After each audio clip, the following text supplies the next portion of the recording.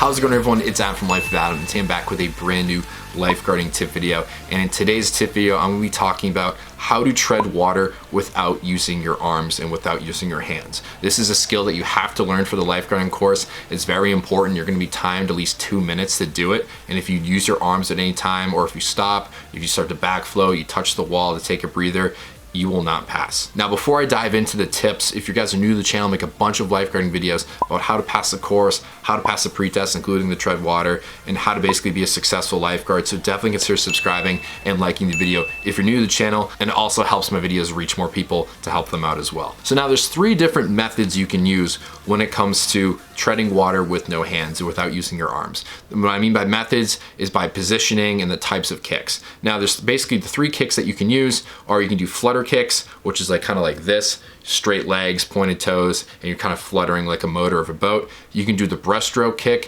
which is when you were kids, you were told it's chicken, airplane, soldier, like an elementary backstroke. So you can kind of do that frog kick as well. And you can also do the bicycle type kick, which is kind of, it looks like high knees. It's like you're riding a Peloton, which is what I recommend. Now you can do either of the 3. The reason I don't do the flutter kicks is because I get a lot of foot cramps. And if I have a foot cramp while I'm doing it, that's not the best feeling in the world. I'll most likely have to like stretch it out and use the wall. So I don't want to risk that at all.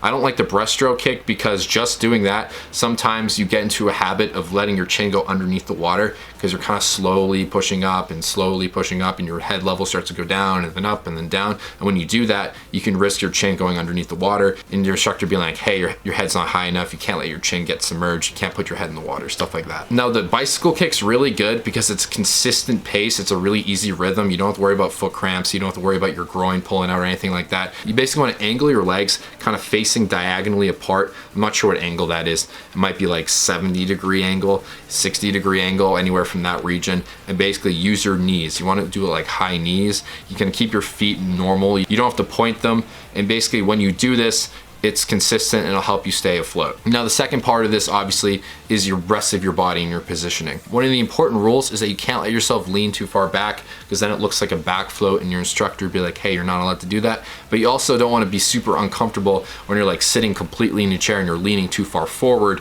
and you're using your high knees and it's just an awkward feeling and you're not gonna be able to keep yourself up. So basically you want to find the sweet spot. It's different for each person. And what I mean by sweet spot is that you want to find a spot where you're kind of leaning back, but you don't look completely like you're doing a back float, and you're also in a position where your body kind of floats naturally and it's not as tedious to use your legs to keep yourself afloat. Now a good way to practice this is by laying back in a pool and kind of slowly leaning forward like you're in a beach chair and you're kind of like moving up and like using the backrest and like adjusting it. You're kind of moving it up and up until you get to the point where it looks like you're sitting upward, but your body's kind of naturally floating. Now I know that all of you naturally float in the water, but this is just a good way of understanding what kind of body type you are in the pool. And it's not bad if you can't float on your own. It just means that you're gonna have to use more kicking. I remember when I was younger, I couldn't float on my own because I was really skinny. So basically it depends on where you're at. It's not a big deal. The more you naturally float, the easier it is. It doesn't mean you can't do it if you don't naturally float. So for me, I can sit pretty far upward, not to an uncomfortable position, but then when I sit upward, I can do my bicycle kicks and I can really keep myself consistently above the water. And it feels like I don't even need my hands. I usually keep my hands out of the water instead of underneath my armpits. I know some instructors say to keep it under your armpits, but I just want to completely remove the temptation and just keep them high like this. So I hope you guys enjoyed this video and found it helpful. Definitely like and subscribe if you're new to the channel, and I'll see you all in the next upload. Thanks so much for watching. Peace out.